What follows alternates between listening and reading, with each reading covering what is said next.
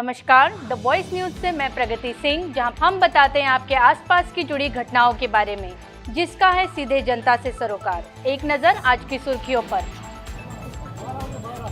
Victory victory भाई victory victory victory अब दूर था पकड़ी पकड़ी आवाजो आवाजो आवाजो आवाजो आवाजो आवाजो भाई विक्ट्री बताओ जो पप्पा तू है यस तो मैं दादू ने अरे भाई दादू तो नहीं पड़ा बाहर आवी ना बाहर भाई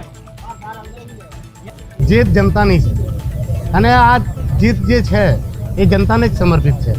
હું એકલો માણસ હતો, હું તો એકલો જ લડતો હતો। જનતાએ ખૂબ પ્રેમથી વોટ આપ્યા અને અહીંયા જે તાનાશાહી હતી, લોકો જે આક્રોશિત હતા અને આનાથી આપણે લેસન બી લેવાનું છે।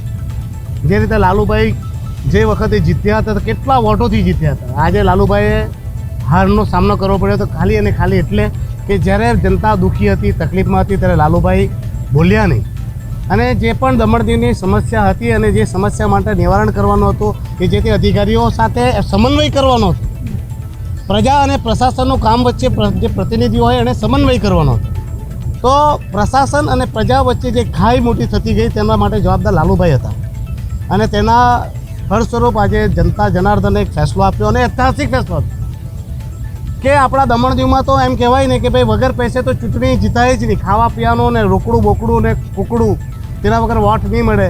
અને મારી દમણદીવની જનતાએ ખૂબ જ પ્રેમથી મને એક ઐતિહાસિક ફેસલા તહત મને ચૂંટણીમાં જીતાડ્યો છે। તો આપ સૌના માધ્યમથી મારી દમણદીવની જનતાને તહે દિલથી આભાર વ્યક્ત કરું છું અને તેમને વિશ્વાસ અપાવું છું કે હું તમારો જનપ્રતિનિધિ, તમારો નોકર બનીને, તમારો સેવક બનીને 5 વર્ષ સુધી હું સતત કામ કરતો રહીશ। ઉમેશભાઈ 7226 વોટથી આપણે જીત્યા છે અને દમણ કરતાં વધારે વોટ મને દીવથી મળ્યા છે। દીવમાં મને લગભગ 7000થી વધારે વોટ વધારે મળ્યા।